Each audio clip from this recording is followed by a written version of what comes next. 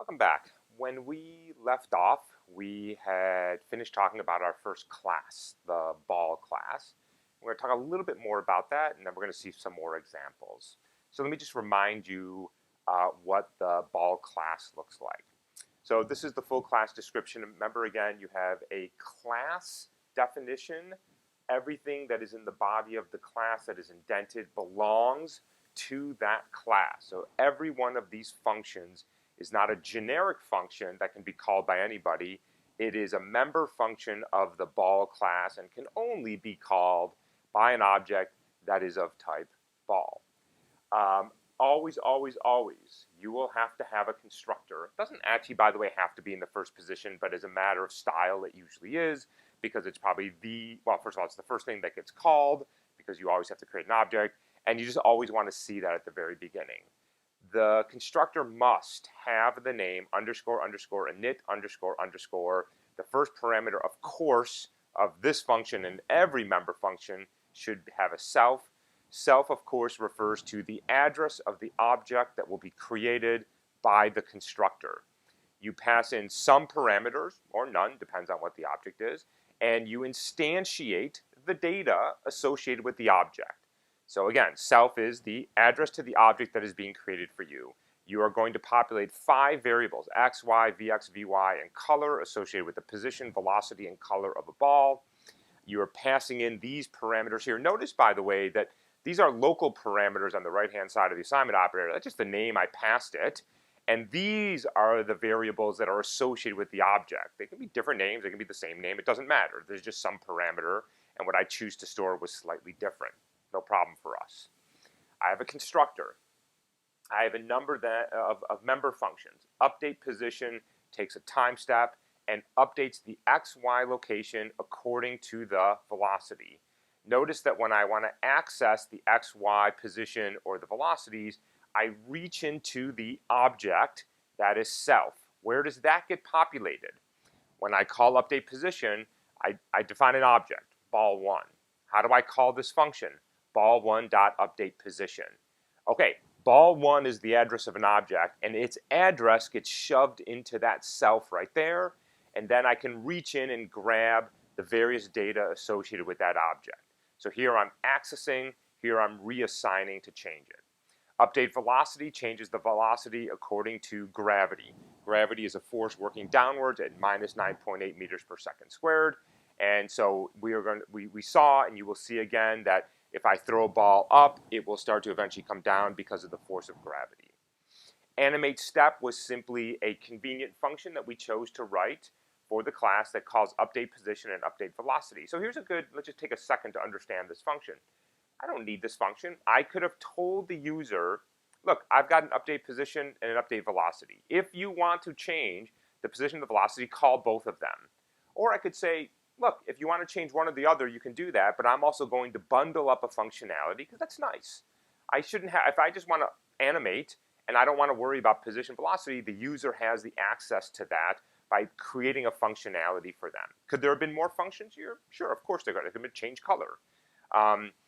And the last function, of course, is just draw, which grabs the XY position, the color, the fixed radius, up here a global variable. I could have also, by the way, made that a parameter. Right, wrong? No, it's not right or wrong. It's just different. I just chose to have that be a global variable. Okay. Now, in the last example, we just did a very simple example where I had 2 balls and I animated both of them, and they sort of did this. They went up a little bit into a parabolic and then came back down because of gravity acting on them. Now, obviously, I can have even more than 2 balls. I can have 3, 4, 5, 6, 100, 300, whatever I want. Well, let's say I want 100 different balls and I want to create some kind of ball animation where they're all juggling around each other, which we're going to do in a second, by the way. Well, okay, I guess I can create a variable called ball1, ball2, ball3, ball4, but at some point that becomes absurd. So how do I store a bunch of objects together? Well, that sounds like I should be using a list, right? So let's now talk about the combination of 2 data structures, an object and the first object we learned, although we didn't call it that, which is called a list. So let's say I want to create a list of objects. Okay, so each member of the list is now not a number, not a string, not a Boolean, but it's an object. Sure, why not? It's just a different variable type. Ball1 equals call the constructor. It's some variable, and I can shove that into each element of the list. So here I have three ball objects, different XY positions, different velocities, and different colors, RGB. Okay, good. And so we'll see how to actually create this list, but let's say it's been created for us. And how do I access it? So how do I access, for example, this object or this object or this object? Well, let's see. If I reach into ball list and I grab the 0th element and I assign that to a variable b, little b, what is little b? It's of type ball object. It's an object. And so now I can access b.y, b.x, b.update position. This is as if I had said b equals call the constructor. Okay? So I can just reach into an element of a list, grab the object out, assign it to a variable, and then access that as if I had just called the constructor. Alternatively, I can sort of cut out the middleman in some ways. So if I just say ball list sub 0, that goes into ball list sub 0, and now I'm looking at this cell right here of the list. Well, ball list sub 0 is of type ball. It's an object, and so I can just say dot y or dot update position or dot draw. And then what's nice here, you can see I can just keep changing that index. So if I have a list of 100 ball objects and I want to draw them all, what do? Well, just put them in a for loop, call ball list sub I, where I is the index on the for loop, dot draw, and it'll draw everything. So again, you see that power of the list is we can operate on every element of a list simultaneously. Okay? And that's what we're going to do next. So I'm going to switch over to Jupyter Notebooks. I want to show you some animations, and I'm going to show you how this interplay between lists and objects works very nicely together by creating some interesting looking animations with lots and lots of different ball objects. Okay, I'll be right back with Jupyter Notebook. Let's now see the interplay between lists and ball objects. Let me start by just running this animation so you can see what we're about to do. You can see this very nice simulation where you have 100 or so balls and they're in random position, random velocity, random color, and they're all sort of moving. Because there's no gravity, they move in every direction, and because there's no boundary on the box, they're eventually going to just move off of the screen. All right, so let's see how I did that. So of course I have the class defined up top. Just to remind you, I have these global variables, the drawing canvas, the Earth gravity acceleration, and the ball radius. Now what I'm going to do, of course, is create a list with 100 ball objects. Why am I putting them in a list? Well, you're going to see in a minute that once they're in a list, I have a phenomenal amount of power to operate on all of those ball objects in exactly the same way. So let's make the list of ball objects first, and then I'll show you how I did the animation, which of course is down here below. So what I'm going to do is start with an empty list. So ball list equals square bracket, that's an empty list. I'm going to create a list of colors that says red, orange, yellow, green, blue, indigo, violet. So those are 7 colors that I'm going to draw from randomly. I have a for loop here that runs from 1 to 100. So I'm going to iterate through this to create many, many different ball objects. And the first thing I'm going to do is pick a random position, x, y. Rand int returns a random integer between -90 and 90. Why did I pick -90 and 90? Well, the canvas is 200 by 200. Since the canvas is centered at the origin, that means that the horizontal axis runs from -100 to 100, and the vertical axis runs from +100 to -100 top to bottom. And so this keeps the initial ball that I'm about to create within the drawing canvas. The velocity I'm going to create is going to be a random floating point number. I didn't have to make it random floating point. I didn't have to make it floating point, but I wanted to just to show you this. So the random function returns a random floating point number between 0 and 1. If I multiply that by 20, what range of numbers do I have? 0 to 20 floating point numbers. If I subtract 10 from that, my random numbers are now between -10 and 10 in floating point values. So now I have a random velocity and a random position. I'm going to tap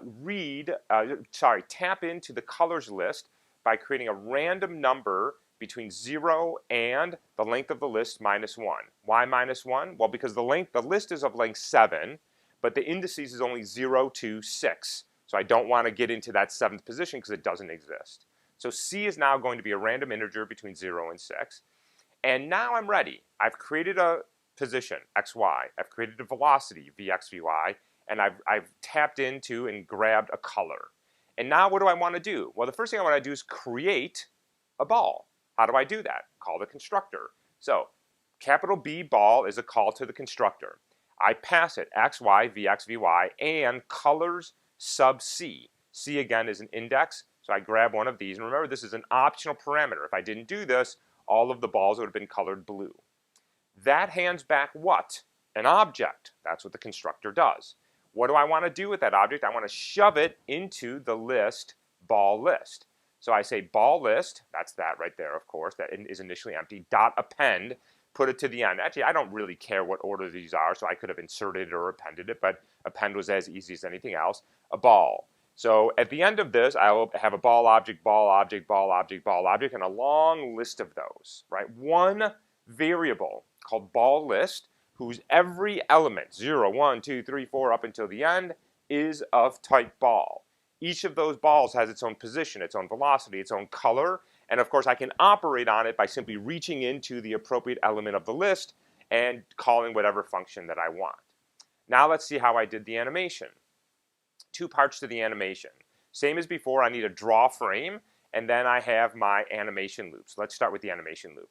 So here I just fixed the number of loops of the animation to be 1,000. I could have made it an infinite loop. I could have done anything.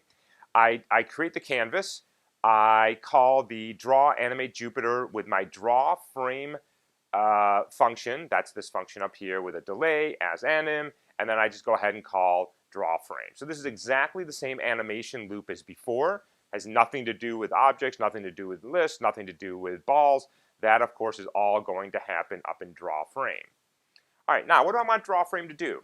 I have a list with a whole bunch of ball objects. Yeah. And what I want to do? Well, the first thing I want to do is I want to draw every single one of them, and then I want to update their position and or their velocity. And then that'll get done once, and then the animation loop will kick in, and I'll call that function again. It'll draw the ball, update the position. Go back up, draw the ball, update the position. So notice that this draw frame has two things it has to do. It has to draw the ball and then update the position. Okay. So let's see. How do I draw each ball inside of the ball list? For B in ball list. Remember the syntax for a list. For B in name of list, B will now take on the value associated with every element of the list, whether it's an integer, a string, a boolean, a float, I don't care, or an object. B is now an object of type what? Ball. That's what we shoved into every element of the list. So if I just say b.drawBall, it will draw the first ball, and then the second ball, and then the third ball, and so on and so forth. And once I've drawn everything, I'm then going to update their position. And notice here I'm calling update position, not update velocity. So gravity has no effect. We'll see gravity effect in a little bit. And then I draw. Now, I could have put this all in the same for loop. I could have had b.update position up here. I just wanted to separate them to just very clearly remind you that we are drawing. That's the static frame. And then it's our responsibility to update the position for every ball. And then we do that over and over and over again. And then when we do that, we get this very nice visualization. And look sort of how elegant the code is. Yeah. So once I've built this list, these two little for loops, that's the ball game. That's all I had to do. Because why? Every ball is exactly the same. They're all doing the same thing. Yeah. Every ball in this list, all I have to do is say, draw this ball, draw this ball, draw this ball, update this ball's position, update this ball's position. And now you get to start to see the power of these objects and classes as they bundle up functionality, and you can make as many of those instances as you want. Okay, now let's just see what it would look like if we wanted to add gravity to the simulation. So let's go ahead and look at that. I think that may have been off screen, so let me just do that one more time. So now you can see what's happening is the balls all start to move, but gravity very quickly starts acting, and all the balls plummet to the earth and off the canvas. How did I do that? Well, exactly the same code. I've got my create the ball, and now instead of calling update position, I simply say animate step. What does animate step do? It updates the position and the velocity. The velocity being updated, of course, means that gravity acts on it, and we shove it downward. Okay, good. So that's it for now. I'm going to, in the next segment, we're going to do a bunch of drills. I have a series of drills that I want you to do. Some of them will be building on this ball class, and then we'll be doing a few new classes with some simple member functions. So we'll pick it up in a little bit and be ready to do some drills in Jupyter Notebook when you come back. See you in a bit.